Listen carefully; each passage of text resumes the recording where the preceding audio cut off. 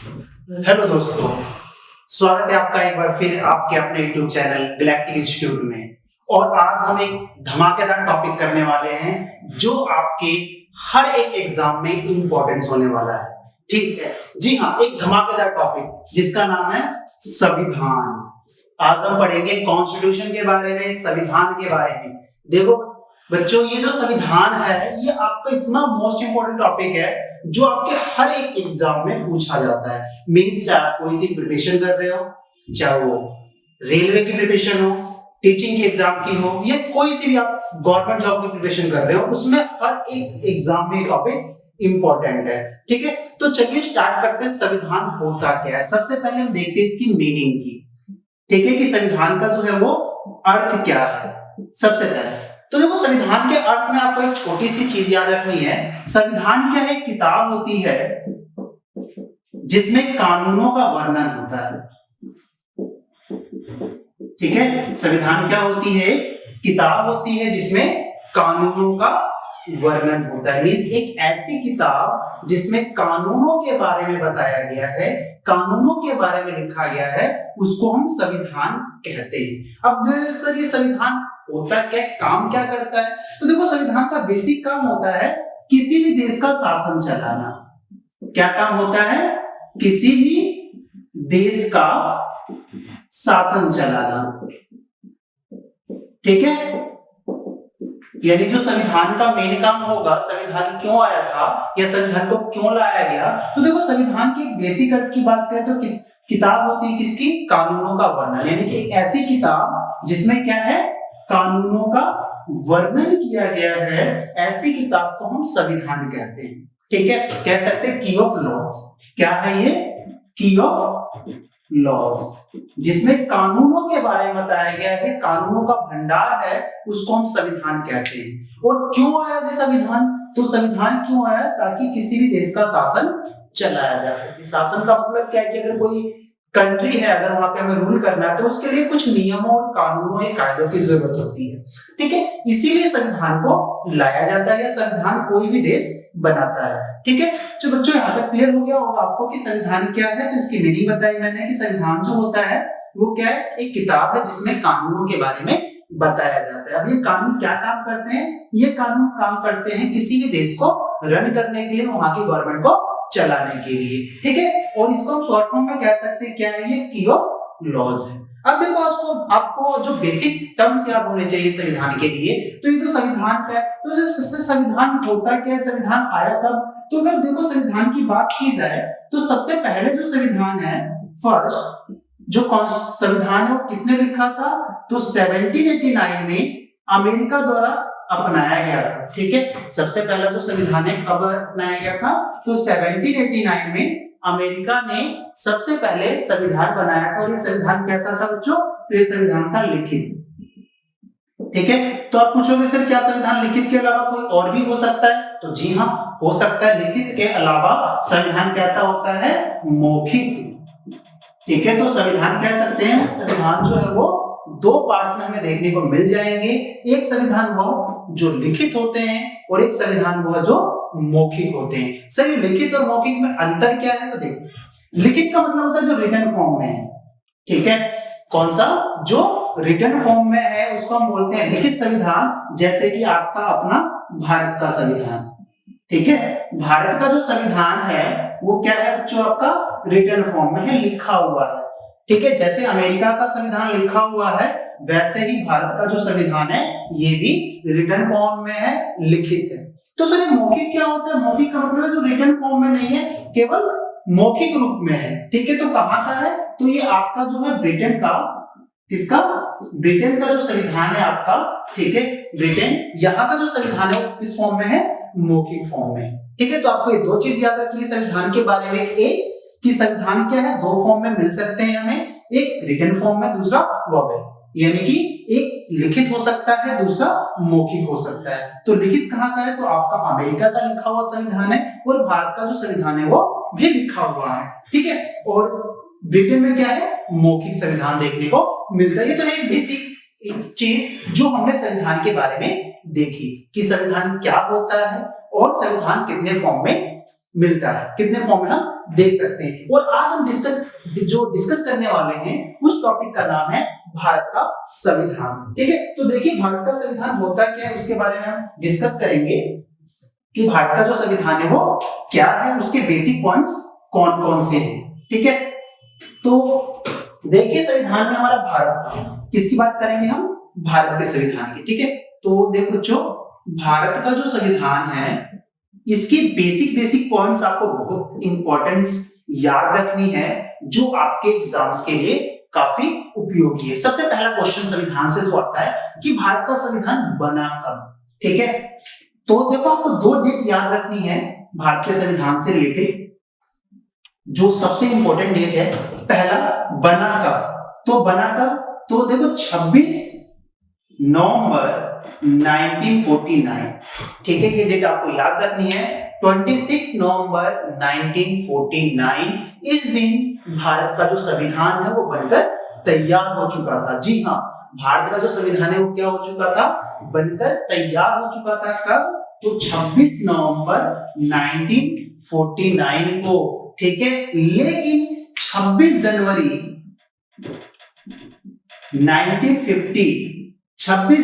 1950 को भारत का संविधान लागू किया गया।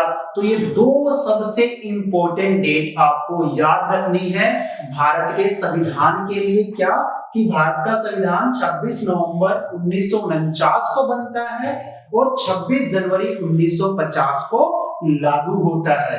ठीक है, तो ये दो बेसिक चीज है जो आपको याद रखनी है। अब देखो अगला क्वेश्चन संविधान से क्या पूछा जाता है, तो एक इंट्रोडक्शन बताता हूं भारत के संविधान की कि भारत का संविधान आखिर आया कैसे।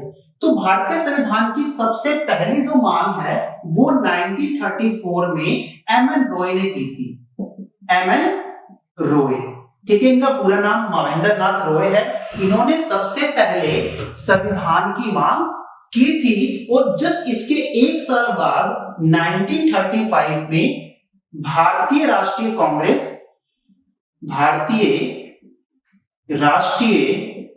कांग्रेस, ठीक है। तो आपको ये दो पॉइंट और याद रखने हैं कि भारत का संविधान है उसकी सबसे पहले जो मांग है या सबसे पहले जो विचार है संविधान का, कौन लेकर आए थे, तो एम.एन. रॉय लेकर आए थे। कब लेकर आए थे बच्चों, 1934 में। ठीक है, 1934 में एम.एन. रॉय इसका विचार लेकर आते हैं और 1935 में भारतीय राष्ट्रीय कांग्रेस, जो आज कांग्रेस है, वो इसको एक आधिकारिक रूप पे इसके बारे में चर्चा करती है। ठीक है, और इसके साथ ही नवंबर 1946 में, कब, नवंबर 1946 में कैबिनेट मिशन योजना के तहत, किसके तहत, तो आपको एक बहुत इंपॉर्टेंट डेट है। अगर आपसे पूछा जाए एग्जाम में कि जो भारत का संविधान है वो किस योजना के तहत लाया गया, तो ये आपको पता होना चाहिए। तो बच्चों किस योजना के तहत लाया गया, तो नवंबर 1946 में कैबिनेट मिशन योजना के तहत क्या किया गया था, के तहत संविधान सभा का गठन किया गया। संविधान सभा का गठन। अब आप पूछोगे सर ये संविधान सभा क्या है, अभी तो बताया ही नहीं मैंने संविधान सभा के बारे में। तो देखो बच्चों, जो संविधान सभा है ये क्या है, तो संविधान सभा एक सभा बनाई गई थी, एक संगठन बनाया गया था जिसका काम क्या था, भारत के लिए संविधान बनाना। ठीक है, भारतीय संविधान जो सभा है, संविधान सभा, इसका मूल काम क्या था कि भारत के लिए संविधान बनाने का जो काम है वो संविधान सभा द्वारा किया गया। तो ये संविधान सभा किस योजना के तहत गठित की गई है, तो कैबिनेट मिशन योजना के तहत। तो ये आपको याद रखना है बच्चों, ये कुछ इंपॉर्टेंट डेट्स जो आपको एग्जाम में हेल्प करेगी कि संविधान कब बना, तो कब बना, इस समय बना था, ठीक है, और इस समय लागू हुआ था। तो ये दोनों ही डेट आपके लिए बहुत इंपॉर्टेंट है। उसके अलावा हमने क्या पढ़ा, हमने देखा कि भारत का जो संविधान है उसकी सबसे पहली बात किसने की, तो एम.एन. रॉय ने। आधिकारिक मान्यता के रूप में किसने अपनाया, तो भारतीय राष्ट्रीय कांग्रेस ने। कब, 35 में। और नवंबर 1946 में कैबिनेट मिशन योजना के तहत संविधान सभा का गठन किया गया था। ठीक है बच्चों, आई होप आपको यहाँ तक समझ में आ गया होगा। अगर समझ में आ गया है तो आप वीडियो को लाइक और शेयर कर सकते। ठीक है, तो देखो बच्चों, अभी हमने जो किया संविधान का, ठीक है, उसमें हमें कुछ और इंपॉर्टेंट डेट याद रखनी है। अभी मैंने आपको बताया था संविधान सभा के बारे में। किसके बारे में? संविधान सभा के बारे में। अब ये संविधान सभा कौन है? ये संविधान सभा वो है जिसने भारत का संविधान बनाया। ठीक है, यानी भारत के संविधान का बनाने का जो जिम्मा था वो किसको मिला? संविधान सभा को। चलिए अब संविधान सभा के बारे में थोड़ा जान लेते हैं कि संविधान सभा में कौन कौन से मेंबर्स थे और किस किस मेंबर्स का इंपॉर्टेंट रोल हमें देखने को मिलता है। अभी मैंने बताया आपको संविधान सभा का जो गठन है वो किस योजना के तहत हुआ था? तो कैबिनेट मिशन योजना के तहत। ठीक है, तो देखो संविधान सभा में हमें कुछ बेसिक पॉइंट्स याद रखने हैं जो बहुत ही इंपॉर्टेंट है आपके एग्जाम की दृष्टि से भी। तो सबसे पहले हम बात करते हैं संविधान सभा में इसके अस्थायी अध्यक्ष की। अस्थायी अध्यक्ष, ठीक है, इसके अस्थायी अध्यक्ष कौन थे? तो सबसे पहले आपको यही याद रखना है क्योंकि संविधान सभा के जो अस्थायी अध्यक्ष थे उनका नाम क्या है? तो डॉक्टर सच्चिदानंद सिन्हा। ठीक है बच्चों, तो आपको ये नाम याद रखना है। नाम देख लो ध्यान से कि अस्थायी अध्यक्ष कौन थे संविधान सभा के? तो डॉक्टर सच्चिदानंद सिन्हा। बहुत बच्चों को यही नहीं पता होता कि संविधान सभा जो है उसके प्रेसिडेंट तो सबको पता होते हैं कि संविधान सभा का जो प्रेसिडेंट थे वो डॉक्टर राजेंद्र प्रसाद थे, लेकिन कई बार एग्जाम में बारीकी से पूछा है कि संविधान सभा के अस्थायी अध्यक्ष कौन थे। ठीक है, तो अस्थायी अध्यक्ष कौन थे? डॉक्टर सच्चिदानंद सिन्हा संविधानिक सभा के अस्थायी अध्यक्ष थे। ठीक है, और अध्यक्ष कौन थे सर? तो देखो संविधान सभा के जो अध्यक्ष हैं वो कौन थे? तो डॉक्टर राजेंद्र प्रसाद। ठीक है, तो ये बेसिक चीजें आपको पता होनी चाहिए संविधान सभा के बारे में। पहला कि संविधान सभा के अस्थायी अध्यक्ष कौन थे? तो डॉक्टर सच्चिदानंद सिन्हा। दूसरा, संविधान सभा के अध्यक्ष कौन थे? तो डॉक्टर राजेंद्र प्रसाद। अब इसके साथ साथ क्या हुआ कि संविधान सभा के दो उपाध्यक्ष भी थे। क्या थे? दो उपाध्यक्ष। ठीक है, दो उपाध्यक्ष थे संविधान सभा के। वो सर कौन कौन से थे? तो देखो पहला जो नाम आता है संविधान सभा के उपाध्यक्ष में, ठीक है, फर्स्ट यानी कि उनके कितने थे? दो उपाध्यक्ष थे, जिसमें हमने पढ़ा अस्थायी डॉक्टर सच्चिदानंद सिन्हा और अध्यक्ष डॉक्टर राजेंद्र प्रसाद। और अस्थायी जो थे उनमें नाम आता है, सबसे पहला जो नाम है वो है डॉक्टर एच। ठीक है, याद रखना जो पहला नाम है वो आपका क्या है? तो किसी को पता है तो कमेंट करके बताओ जल्दी से। ठीक है, क्या है? एच। नाम है इनका एच जी मुखर्जी। ठीक है, क्या नाम है इनका? एच जी मुखर्जी इनका नाम है। ठीक है, एच जी नहीं है, एच सी है। एच सी मुखर्जी इनका नाम है, डॉक्टर एच सी मुखर्जी। ये संविधान सभा के उपाध्यक्ष थे। और इसके साथ साथ एक और संविधान सभा के उपाध्यक्ष थे, उनका नाम किसी को पता है तो बताओ। देखो बेसिक जानकारी है, आपको किताबों में कहीं नहीं मिलेगा। ठीक है, बुक्स आप पढ़ोगे तो उसमें आपको ये कहीं भी नहीं मिलता। केवल कुछ ही बुक्स हैं जहां पे इनके बारे में चर्चा की जाती है। तो हम क्या करते हैं, केवल ये पढ़ लेते हैं। अस्थायी मेंबर कौन है, अस्थायी अध्यक्ष कौन है, अध्यक्ष कौन है, ये पढ़ लेते हैं, लेकिन उपाध्यक्ष हम भूल जाते हैं। ठीक है, तो दूसरा नाम है क्या है? वो वीटी कृष्णमाचारी का। कृष्णा, ठीक है, वीटी कृष्णमाचारी। ठीक है, तो ये दो नाम आपको याद रखने हैं। कौन कौन से? तो डॉक्टर एच सी मुखर्जी और वीटी कृष्णमाचारी। कृष्णमाचारी जो थे ये संविधान सभा के क्या थे? उपाध्यक्ष थे। तो ये बेसिक जानकारी आपकी संविधान सभा के बारे में। तो क्या क्या है?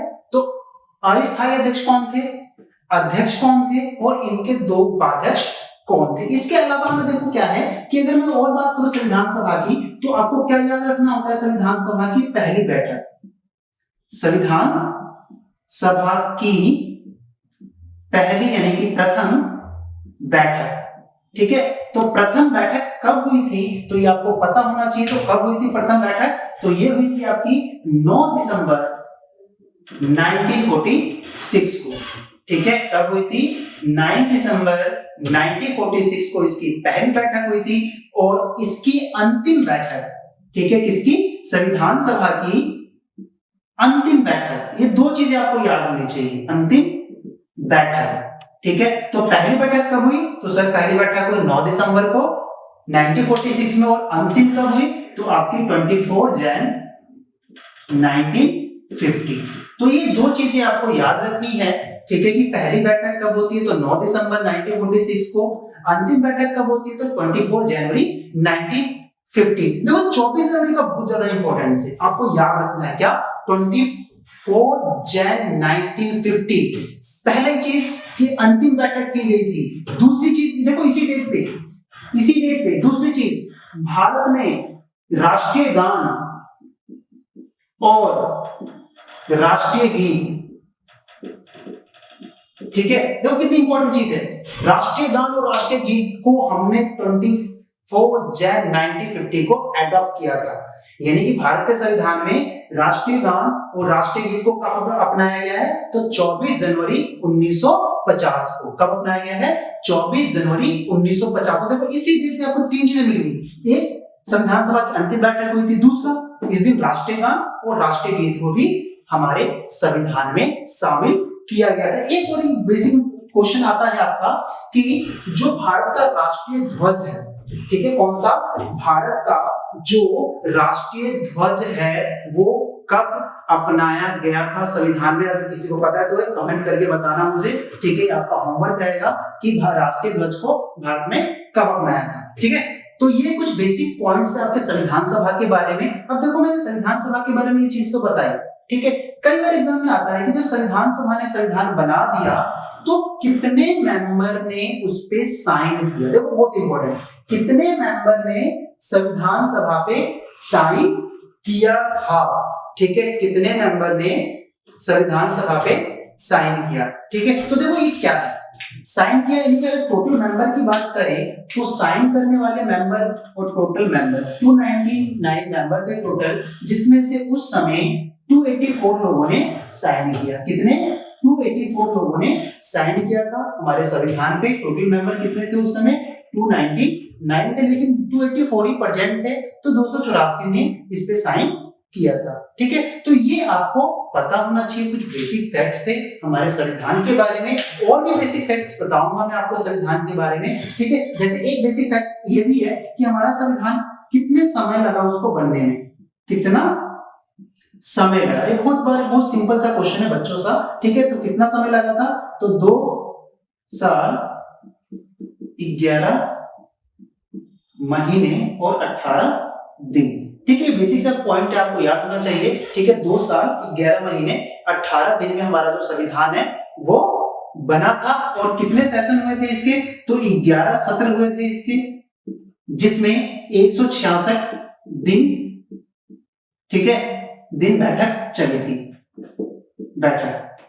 ठीक है, तो आपको ये भी याद होना चाहिए कि 11 सेशन में यानी 11 सत्र हुए और 166 दिन बैठक हुई थी। ठीक है, अगर आपसे कभी ये पूछ लिया है कि संविधान को बनाने में कितना खर्चा आया था, तो कितना खर्चा आया था? तो 64 लाख रुपए लगे थे। ठीक है, लगभग, ठीक है, लगभग कह सकते हैं लगभग 64 लाख रुपए संविधान को बनाने में खर्च आया था। ठीक है, अब कई बार क्या होता है कि हम बोलते हैं कि संविधान तो डॉक्टर राजेंद्र प्रसाद ने बनाया, नहीं। ठीक है, जो संविधान है वो क्या है, किसने बनाया? डॉक्टर राजेंद्र प्रसाद तो उसके केवल अध्यक्ष थे। हमारे संविधान की जो रूपरेखा तैयार की, उसमें सबसे इंपॉर्टेंट जो रोल जाता है वो किसका जाता है? तो हमारी कई सारी समितियां बनी थी, उसमें से एक समिति थी प्रारूप समिति। ठीक है, क्या थी?